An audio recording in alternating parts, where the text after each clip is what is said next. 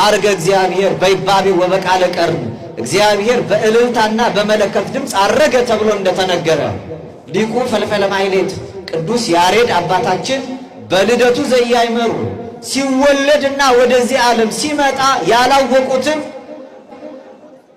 ወሶ በእርገቱ ጊዜ ግን ወተቀበልዎ መላእክት በሰባት እንዘ ይብሉ አርዋተ መኳንንት በሰማይ ያሉ መላእክቱ ግን በእርገቱ ጊዜ እንዲህ ያሉ ተቀበሉት። መኳንንት ደጆችን ክፈቱ እያሉ ይላል። በዛሬው ዕለት ጌታችን በይባቤ ወበቃለ ቀርን በመለከት ድምፅና በእልልታ በመላእክቱ ዝማሬ እርገቱን ስናስብ አረገ ወደ ላይ ስንል የጌታችን የኢየሱስ ክርስቶስ እርገቱ የተከናወነው እንዲህ ነው። ወደዚህ ዓለም ሲመጣ ከመላእክቱ ወገን ረቂቅ የሆነውን ምስጢረ ስጋዌን የአምላክን ሰው መሆን በተዋሕዶ ተገልጦ በሥጋ ድንግል ማርያም ወደዚህ መምጣት ማንም አላወቀው።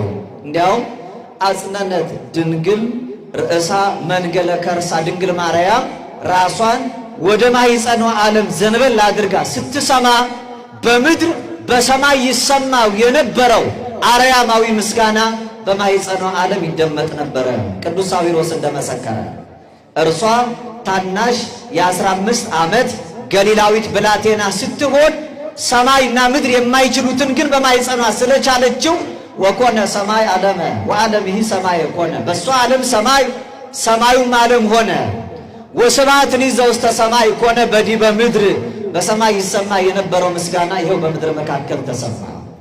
ወዛሃሎ ውስተ ሕፅነ አቡሁ ኮነ በሕፅነ ማርያም በአባቱ እቅፍ የነበረው አሁን ደግሞ በድንግል ማርያም እቅፍ ተገኘ።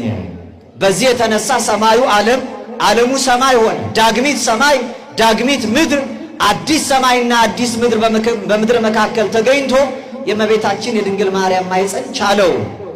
ለዘወለዶ እግዚአብሔር አብ በምስጢር ዘይትረከብ እንበለ ምንጻፈ አንስት ከማሁ ወለደቶ ማርያም በምስጢር ዘይትረከብ እንበለ ሩካቤ ተባይት አስቀድሞ እግዚአብሔር አብ በዙፋኑ በቀኙ ያስቀመጠው ያለ ሴት ምንጣፍ ከባህሪ የወለደው ልጅ ድንግል ማርያም በማይደረስበት ረቂቅ ምስጢር ያለ ወንድ ዘር ብቻዋን ወለደችው።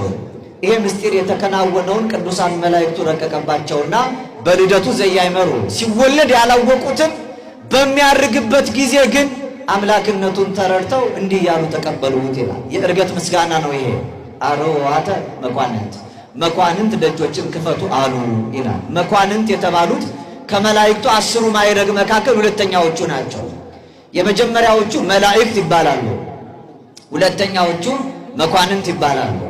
ሶስተኛዎቹ ሊቃናት ይባላሉ።